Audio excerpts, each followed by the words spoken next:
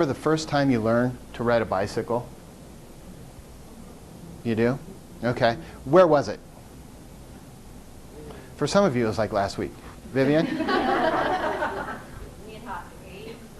Yeah, where were you? Who taught you? Did your grandfather teach you? In Grand Island. Nice, nice. Anyone else? It was in my driveway. Really? Okay. Long time ago? Okay. You didn't learn with a helmet on, did you? No. That marks my generation. Yeah. Okay. Also got little bells on them too that they don't have. Yeah, yeah. So I remember the first time I learned to ride a bike. Oh, did you have one? Oh, okay. Don't, you, come on, you're up here anyway. You might as well talk. We like represent here, right? So my first time I learned to ride a bike, I was on Benton Street. Is anyone from Benton Street in Arvada, Colorado? Bummer, there's always one or two. I know where. I'm just kidding. Colorado's at. Okay, so I was in Arvada. Did you? Okay. So I lived on Benton Street, and my dad came home with a brand new Schwinn bike. Now, it was brand new to me. It was a used bike, but it was this really cool red Schwinn bicycle, and the handlebars kind of pointed back in there, and on the right handlebar grip, cling, cling, I had the bell. And my dad used to, and he did this with my cars too, which wasn't my favorite part about the way my dad did, but he bought me the sturdiest things ever. Right? So this little Schwinn bike was, I mean, a solid, massive metal. It was just solid. But anyway, he was the one who taught me to ride this bike. Now, how many, when you started to learn to ride a bike, found it difficult? Okay? All right. Did anyone not find it difficult? Okay, come up. Can you speak? Because, no, I'm just... No, okay, but some people don't. Some people don't. All right. But for me, it was a little bit daunting. And I don't know if it was just getting that coordination or if it was the way my dad taught me.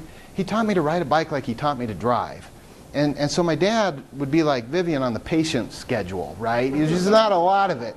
So he got me up the top of Benton Street, and he would put his hand on my little seat. It was one of those little I didn't have the cool banana seats. The rich kids had the banana seats. I had the little seat there, I look like Dorothy. So he grabbed behind that seat, and he started running. And he would run. And then he said the craziest thing I'd ever heard. He would sit there going, "Mark, we got to get going faster if you want to ride. If you want to get this." And so he's pushing me. I'm going like this, and he sounds like a madman.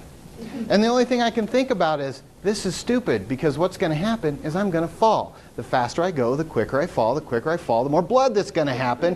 So internally, I'm freaking out, right?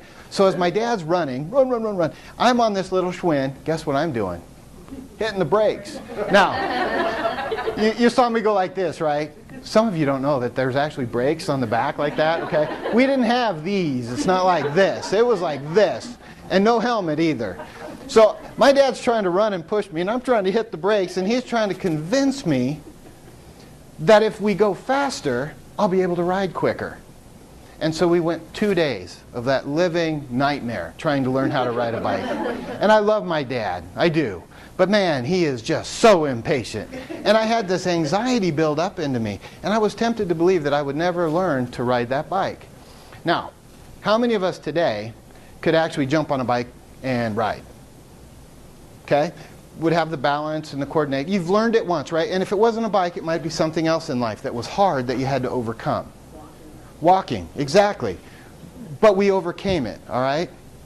And so it's so important, because when I was impressionable, when I was hitting the brake as my dad was pushing the bike, and he was getting really mad, I didn't believe.